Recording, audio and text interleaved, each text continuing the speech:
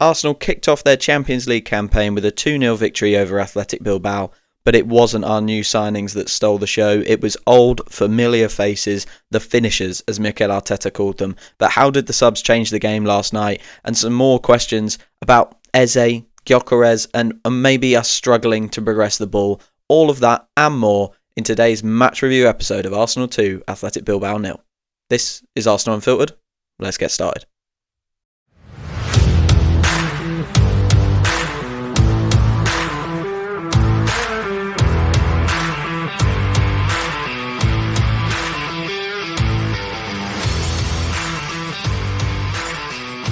Hello and welcome back to this episode of Arsenal Unfiltered, your 3 times a week dose of Arsenal coverage with me, your host, Mark, wherever you are in the world. I hope you are well, and I hope you enjoyed yesterday's performance against Athletic Bilbao, a really tough game, and I must say, if you listened to my preview podcast about the Athletic Bilbao game, I apologise because I really underestimated that stadium, that team. I thought they were really, really good, incredibly well coached by Ernesto Valverde. And even though they were missing their talisman, Nico Williams, they gave our first 11, or maybe not our first 11, but the best of 11 that was available to us. A really, really tough and difficult game. So credit to them. I thought it was a classic Champions League tie, and I'm glad, like I said in the instant reaction yesterday, I'm glad Mikel Arteta didn't rotate in the way that I would have done. Today I'm going to be answering questions like how the subs changed the game, and of course Mikel Arteta calling them finishing Athletic Bilbao last night.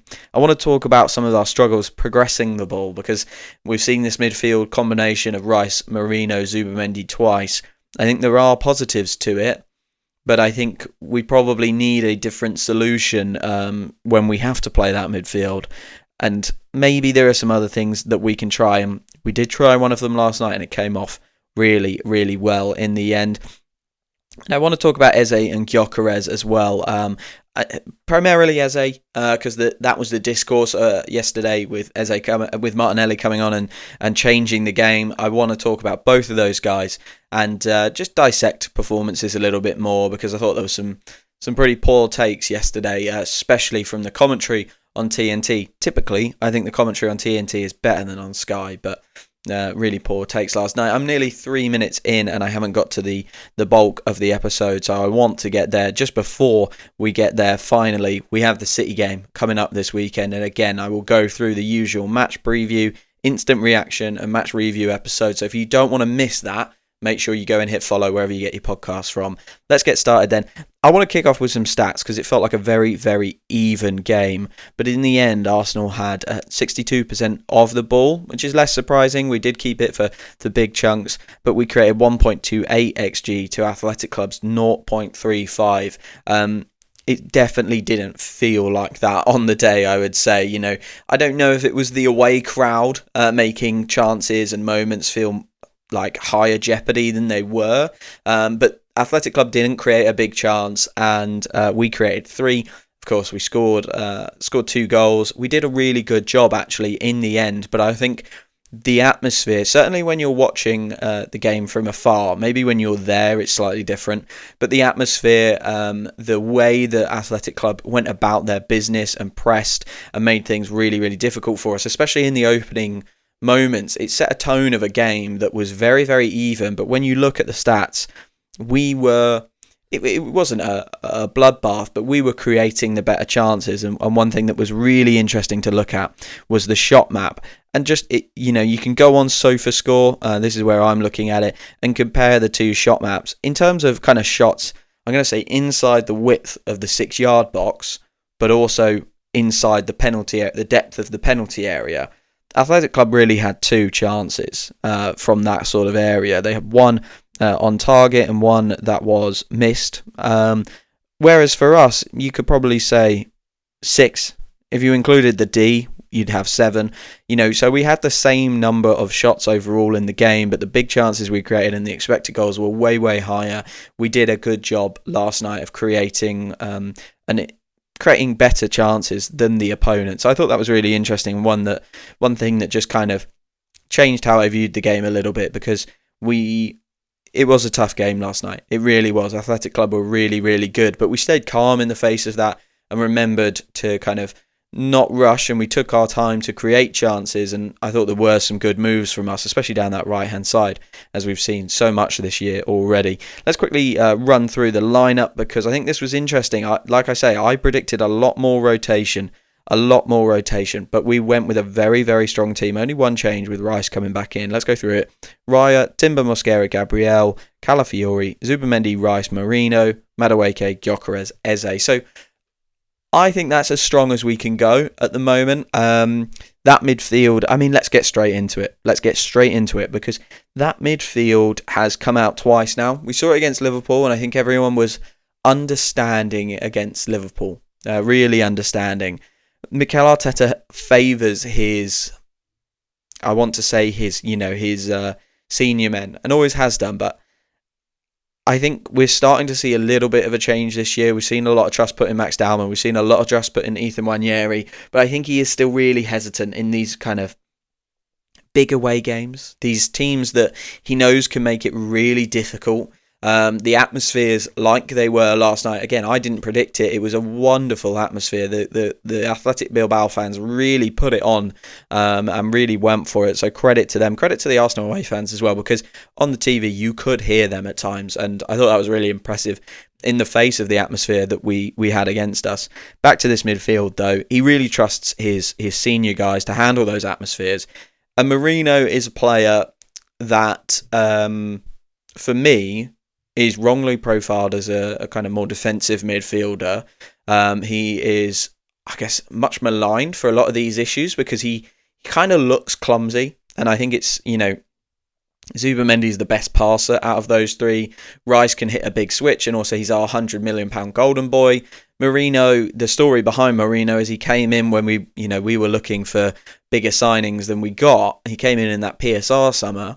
And I think he's always suffered because of that. He's suffered because of this ridiculous narrative that he's not an attacking option. He is an attacking option. He is. We saw him score tons of goals last year. We saw him score goals from midfield up front. He's a wonderful finisher, and his average positions are always very, very high, and he presses really well.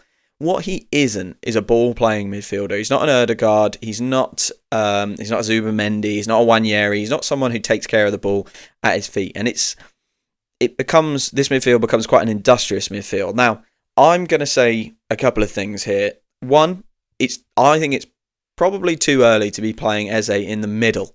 I think, that's the option. We don't have Odegaard, so the options really are Eze and Nwaneri.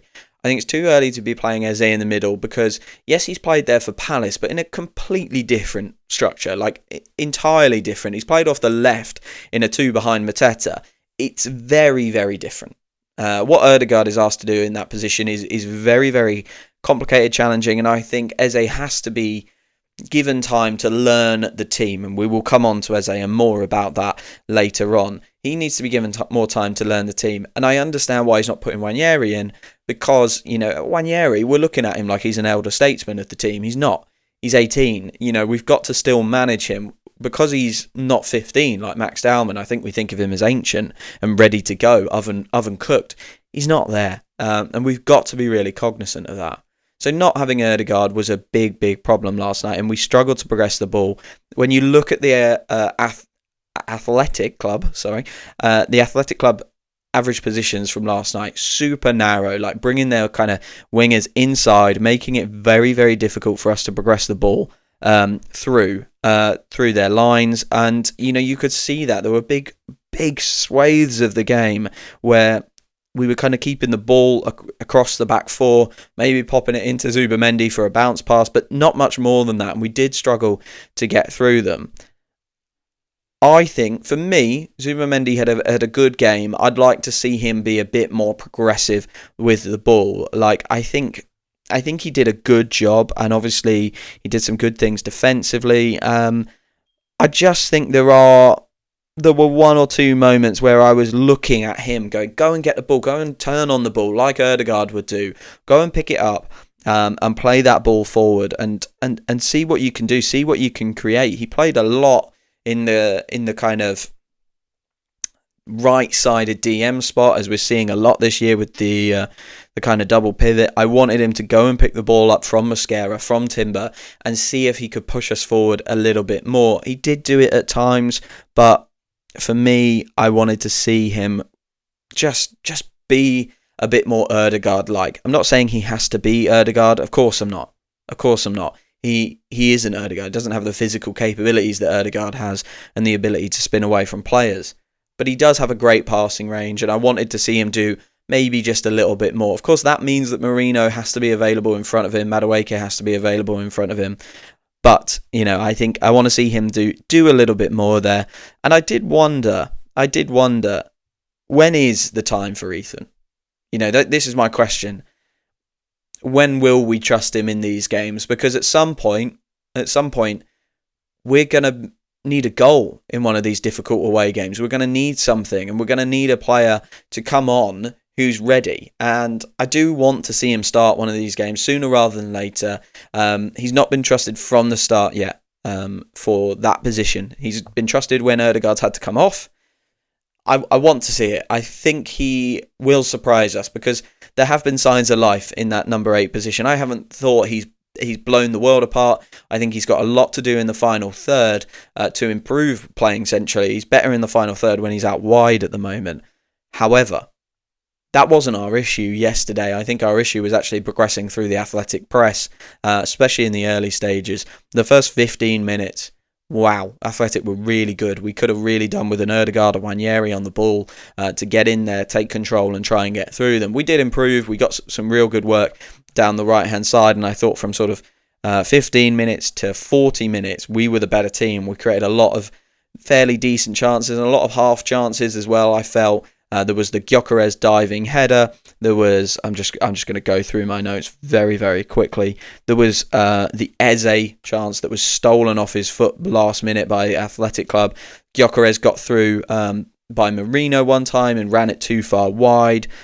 We did have the free kick that led to the big cut on the back of Gyokeres' head. I thought that was a decent chance. So in that period, we did create a fair few chances. So we did get there, but I thought for the early minutes, it was interesting how we struggled to progress the ball. That trend of creating kind of half chances did continue into the second half. I thought we were better in the second half than in the first. The XG for the two halves really, really does show that. I'm just gonna pull that up now because I think it's an important stat to have. The XG for both teams was very, very different. So in the first half, it was 0.23 to 0.29 Athletic Club versus Arsenal, that is. Very, very, very equal. When you go into the second half, 0.11 for Athletic Club, 0.99 for Arsenal. So Arsenal generated nearly all of their XG in the second half. So yes, we created some half chances as we went into the second half, but our better chances came later, and we'll come on to talk about that. Let's quickly just go through some of them.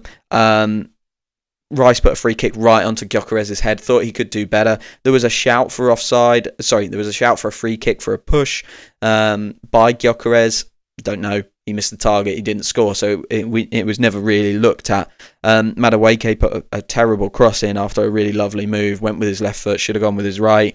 He had a shot. He had a couple of shots, actually, as we started to switch the ball. But they were the chances that I wrote down until Trossard came on. Now, Martinelli's getting a lot of the praise here, but I said in my instant reaction last night, Mikel Arteta earned his money because we needed to progress the ball, like I've already said. Gyokeres was running away from Zubimendi, Rice, Merino a lot, and we weren't really getting much connection on the pitch there.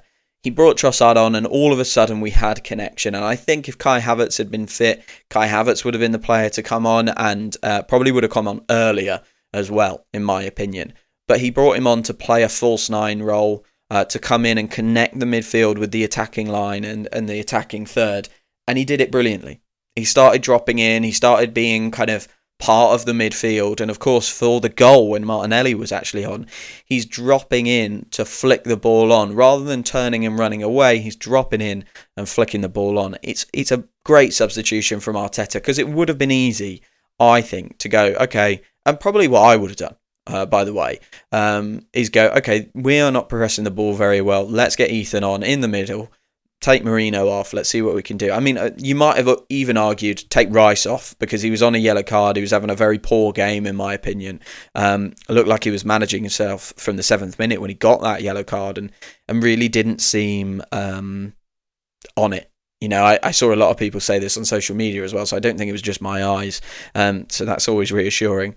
So I would have put Ethan on for one of them, but he said, no, this Athletic Club team are still very combative. They still pose a really big threat, and the atmosphere is still kind of electric in here. I want to trust my senior guys in there to manage these moments, manage these duels, and that is something I should mention. The duel rates between the two halves are really, really interesting. I'll come on to that again in a moment. Yeah, I'm going to trust those guys. I'm going to bring Trossard on for Gyokeres. Big decision that. And he can drop in and start creating those connections because Madueke can run in behind. And at the time, obviously, he thought Eze could run in behind, or we all thought Eze could run in behind. He did eventually go to Martinelli, who is more experienced at that. And it was 1 minute in. Like, literally his first touch of the ball. Trossard flicks it on. It is a terrible first touch from Martinelli. Ali McCoy's called this out on the commentary. And I felt like it was a really interesting moment that first touch was so poor, and you can almost feel him saving his kind of Arsenal career almost, or grabbing for his Arsenal career with the second touch because it's perfect. It pushes it into his path, and actually in the end, the first touch being bad kind of sets the defender the wrong way and allows Martinelli to drag the ball away and exploit his pace. From there, an absolutely wonderful finish right under the keeper. You might look at that and think, well, bad keeping that. You know, he's let that slip under his body. But that's a very difficult thing to get down for as a keeper. And it's a fantastic finish. He does it all the time when he is scoring, of course. Well done to Mikel Arteta because he changed the direction. Sorry, he changed the position who was running in behind. Before, it was Gyokeres running in behind and Eze was trying to fill that space from the left wing into the kind of mid-10 spot and trying to create there. Athletic were dealing with that really easily. He suddenly changed it. He dragged the centre-backs out instead. You know, rather than dragging one of the full-backs in, he dragged the centre-backs out and immediately, that's via Trossard, immediately it created space for a flick in behind. Martinelli was gone. Fantastic work from Mikel Arteta. Of course, Martinelli then gets a really, really good assist as well. He drives down the left. Again, so different to the Martinelli we've seen. Okay, we have seen a indecisive, unsure player, lacking confidence, head down. We saw him today pick the ball up, drive, and he made his decision early. That was the key thing, to go around the player on the left. He didn't wait for it. He didn't try and kind of tempt them into a tackle to go around them. He just made a decision in the same way that we see Noni Madueke do on the right-hand side. I'm owning this moment, and he went down the left-hand side, got around the defender, cut it back to Trossard. Lucky finish, of course, but another goal, and it sealed the game for us. A fantastic second half. I want to just call out those stats, like I mentioned, the differences between the first and the second half. Here we go. So for duels in the first half, it was 47 to Athletic Club, 53. This is percentage, sorry, 47% to Athletic Club, 53% to Arsenal in the first half. So again, very, very even. You know, that's probably a duel here or there. It's not that different. When you come into the second half, 38% for Athletic Club, 62% for Arsenal. We got right on top of them in the second half, which is really, really good. And I think this was interesting as well. In the first half, Athletic Club won 83% of their tackles. In the second half, 60%. So we did eventually get on top, and I think the second half was a much better performance from us. Okay, one thing I want to mention before I go for a break is Martinelli, because I've given him some stick. I've said I'm kind of done with him.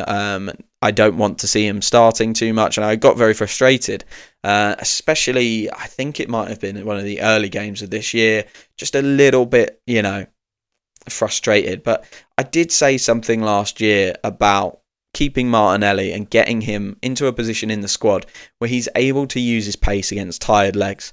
And I think, Trossard was brilliant last night, but we've seen him play this role of the super sub, the impact player a lot, and it's the reason why he got his pay packet rise in the summer. And I don't think he is necessarily the story. A great performance, a really good performance, and I think that change tactically was the more important change to make. And fair play to Arteta for doing it and connecting the squad in that way. But for Martinelli as an individual, I think this is a role that could be so important. Martinelli playing against tired legs, whether Eze's having a good game or not, and we will come on to Eze in the second half, whether he's having a good game or not, at 70 minutes, you can assess a game and go, could Martinelli get in behind here a little bit more? I think if we're playing a low block, you probably want to keep a player like Eze on the pitch. You maybe even look to Trossard on the left wing to kind of give you, again, that more guile kind of player who can do flicks and tricks like he did last night. And the finishing, of course, of Trossard. But if you're playing a team or a game like it was last night against Athletic Club, who are pressing, who are not giving you tons of space in behind, but are willing to go toe-to-toe with you a little bit more, and we'll get this more in the Champions League, I promise you, especially away from home. Is Martinelli as a super sub a really, really good option to have? I think he is. That pace is really burning. And I think, where he lacks a little bit in decision-making and where he lacks a little bit in confidence, we could give him some support by playing him against tired legs, by playing him against players who've done 70, 75 minutes and giving him moments like last night. So it was a really good moment for Martinelli. I'm not willing to jump back on and say, oh my God, he's the saviour of everything. But I think all of a sudden, with the players that we've brought this summer, with the depth that we now have, all of a sudden, you don't just have backups, players who can play that position, but you have different options, different ways to affect the game. And that's what Mikel Arteta did last night with Trossard and Martinelli. He said, you know what? The profiles, not the players, the profiles that are on the pitch aren't working. I'm going to put two completely different profiles in, switch it around, and make a change. Massive for us as a squad. It will come, it will be really, really worth it in the end. He went with Eze tonight. Eze will... I'm going to pause. Let's have a little break and let's talk Eze after the break. Eze and Gyokeres, because I think they're both under the limelight a little bit unfairly at the moment. Back in a moment. It's a really interesting week coming up at Arsenal. We are at home to Manchester City, away to Port Vale. Really interested to see how we rotate for that game. And we are away to Newcastle United, one of our bogey teams.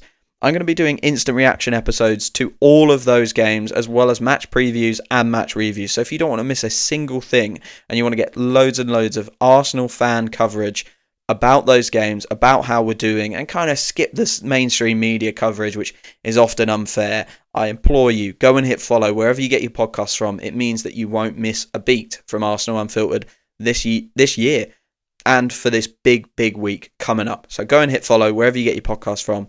I'd really, really appreciate it. Thank you so much. Back to the episode. Hello and welcome back to this match review episode of Arsenal 2, Athletic Club 0. In the first half, you heard a little bit about why we struggled to progress the ball and maybe some things we can do differently going forward. You heard about how the finishers finished Athletic Bilbao, how the subs changed the game, Martinelli and Trossard being the key players last night. And now I want to talk very, very briefly before the end of the episode about Eze and Gyokeres. Now, I think this narrative came out a little bit on social media, but it was mainly driven by the waffle that was being said in commentary about Eze. So I'm gonna start with the positional thing around people saying, "Oh, he has to be a 10. Why isn't he inside?" I mentioned it briefly in the first half. I don't think Eze is yet ready to play on the inside and play in the Odegaard role. I'm sure we will see him deployed there. But you've got to remember, he was signed very late in the transfer window. He's been away on international duty for 2 weeks as well. He's probably had a handful of training sessions with the team. He is not yet embedded as an Arsenal player. This is not a guy we signed on the first day of the transfer window and he's had a full pre-season with us. We've missed all of that, okay? And I know he's played 10 for Palace before, but let's get a couple of things right. He's played 10 and is part of like a midfield 4, really, as a left 10, with wing-backs behind him, 2 DMs, and 3 centre-backs. It's very, very different how we play, where the 10 is like an 8/10, has to get up and down, and is so important in the press as well. So that's thing number one. Yes, I'm sure he will play inside, but it's too early for that. The second thing, I think, is people who are saying, oh, he can't play on the left wing, he hasn't spent his career there. Well, he spent most of his career at a club that doesn't play on the left, doesn't play a left winger. So of course it doesn't look like he can play it. One, from the point of view, when you look back in the stats, people go, oh, well, he's never played left wing in his career. Well, yeah. Like I just said, Palace don't play a true out-and-out left winger. They play left wing backs and kind of left and right tens. It's a different system, so it is going to look different. But I'm really struggling to see what Eze doesn't have that we need in a left winger, because the first thing that people will say is the electric pace in behind. And yes, it worked last night for Martinelli, but the majority of the Arsenal games that we watch, there isn't space in behind. And this is why Martinelli struggled so much in his Arsenal career, right? And we have watched Leandro Trossard be much more impactful off the left wing than Gabriel Martinelli over the last 2 years, because he's got a bit more guile. And I'll tell you who's got even more guile than Leandro Trossard? Eberechi Eze.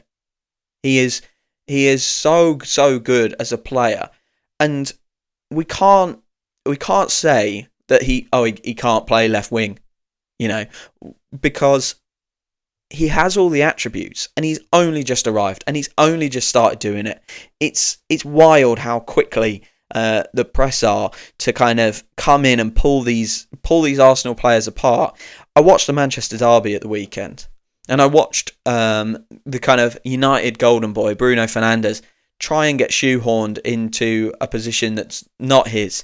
And he looked really bad. But he's been there for a while. He's been there for a long time. And no one's calling that out. No one's calling out, well, Bruno didn't play this position at his old club. And that's it. So it's a terrible idea to play him here. It is a terrible idea to play him there. It's bizarre. I know they're trying to squeeze in as much attacking talent as they can into that terrible, terrible system. And you can't leave Bruno out of a Manchester United team, but there's just no narrative about it. But Eze is playing a position that he's never played before. And he's only played it a little bit. And there's tons of narrative about it. I think people are so quick to jump on Arsenal players when it's not working, because they know there's a story out of it, and they know they'll get smucks like me go and cover it and moan about it. But I think if a player, just like Bruno Fernandes, if a player doesn't play that position or hasn't played that position naturally, you've got to give them some time to get into it and get their head around it. That's what we need to give Eze. And the media feel so happy to call Eze out on it before we've given him any time, but don't seem to talk about players like Bruno Fernandes, who have had some time and still don't really get it and still don't really do a particularly good job. I don't know why I'm talking about Bruno Fernandes so much. I guess my main point is that I'm just frustrated. He's been here 2.5 games. He got 20 minutes against Liverpool. He started against Forest, got an assist, by the way, and he started in this game, and I didn't think he was that bad. I really didn't. There were a couple of nice moments, a couple of good switches, but it wasn't the game for him. That's okay. Another player it wasn't the game for was Victor Gyokeres. The game didn't develop for him, and actually what we needed from that position is someone to come and connect. We needed Kai Havertz yesterday, and I think if we'd had Kai Havertz, it would have felt like a much more... Kai Havertz and Martin Odegaard, to be fair, it would have felt like a much more comfortable game. But Victor Gyokeres was running away from the game and felt quite disconnected at times. I think every game that I watch him, I'm seeing him do more generally, and create more chances for himself. He was good in the way that he got on the end of 2 set pieces yesterday. Not good finishing, of course, for either. The diving header, I can explain away. The free header, I was very disappointed in. He got that one where he ran it too far wide, just didn't look quite as quick, perhaps. I don't think he's at full speed. He doesn't feel like he's at full speed yet. And I hope this isn't full speed, because he doesn't look as physically good as he did last year for Sporting. So there is, some things for Victor Gyokeres to work on. But he has 3 goals in 5 games, guys. And people are so willing to kind of write him off and say, well, it's not working. Actually, for both Eze and Gyokeres, I thought they were fine last night. They didn't do anything that really frustrated the life of me. I'd be more frustrated if Victor Gyokeres wasn't getting chances than he was missing chances. That's a completely different conversation. He missed chances last night rather than didn't get on the end of them or didn't get any. But sometimes, guys, it is just not the game for you. And I think the subs perfectly proved it. We needed a striker to connect the game a little bit more yesterday. Trossard came on and did that. And we needed a winger to run in behind a little bit more. Gabriel Martinelli did that. That's not to say that one thing is good, the other thing is bad. That's not how this works. It just wasn't the game for Eze and Gyokeres last night, and I understand why we went with them from the start, because it could have developed in a very, very different way if you don't go with your best players. And I think as well, there's an element of getting those guys up to speed tactically and physically before games like Manchester City and Newcastle. We have to do as much of that as we can. So I understand all of that, but just there's no need for frustration about those two players. I think, the media really do just want a story out of us, don't they? Sometimes you just need a different plan, and that's okay. And we're lucky that we have the players to have a different plan. Okay, guys, that's half an hour. That's enough ramble from me. Just a quick shout out. We saw Hincapié and Norgard come on for their debuts as well. Really, really exciting to see them in Arsenal shirts. I thought Norgard had a couple of interesting moments while he was on the pitch, so fair play to him. I will be back with a Man City preview episode, so keep your eyes peeled for that. Make sure you're following Arsenal Unfiltered on your podcast provider of choice so that you don't miss any episodes. Really, really enjoying the cadence of the podcast at the moment, so I will try and keep it up for you all. Look out for the Manchester City preview episode, like I say. And all that's left to say, guys, is thank you for following, thank you for listening, and I'll speak to you again very, very soon.